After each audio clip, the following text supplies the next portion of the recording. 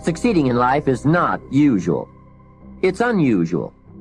You need to develop some unusual habits to earn the outstanding rewards. A friend of mine said, a standard education will get you standard results. You want a lot more than standard results? You need to become a lot more than a standard person. You have to act and decide simultaneously. So what does that do? You see, that puts up a very curious problem, which in its own turn becomes a bind. This is true likewise of any sort of shooting, pistol shooting as well. That if you aim, if you decide and then fire, you're apt to do things like pulling the trigger instead of squeezing. All kinds of wrong things are done. And you're always a moment too late if you decide first. To try and act quickly enough so that you overtake the preliminary decision. To try not to decide first.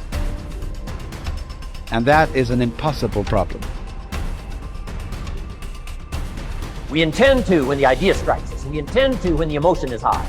But now if you don't translate that into action fairly soon, now the intent starts to diminish.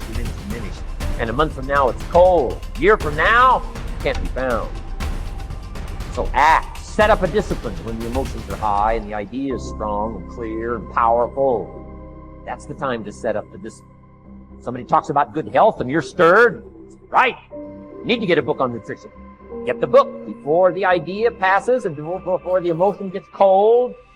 Go for the book. Start the library. Start the talk. And you know you ought to do this. You really want to do this, but you don't know why you haven't done it. Now, first of all, we know that this is not easy, because in order to begin to reinvent your life, you've got to make a conscious, deliberate, determined effort. I think that among the things that prevent us from acting is the fear of failure. And if you've already failed, you don't want to fail again. The pain of that, the disappointment, the fear of loss is another thing. Because many times when we do those things that we know we need to do, we feel that we might lose somebody that we love very much and care about. We don't want to hurt anybody. Many of us don't act because we want other people's approval. We want everybody to like us and to accept us. And that's not possible. Life should be an exciting adventure. It should never be a bore. A man should live fully, be alive. He should be glad to get out of bed in the morning. He should be doing a job he likes to do because he does it well.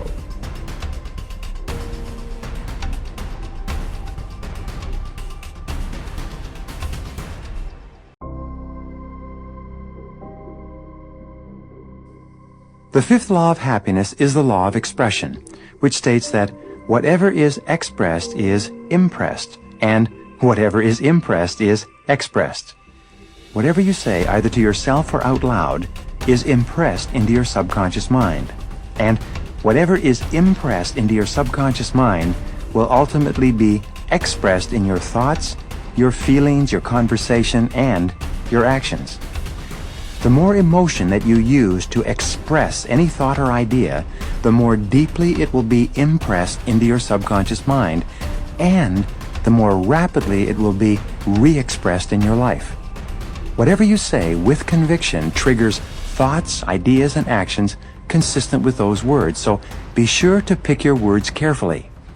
When you think of a challenge or a goal, and you repeat to yourself the words, "I can do it, I can do it, I can do it," you trigger all kinds of feelings and actions that propel you forward toward doing the things that will enable you to achieve the goal.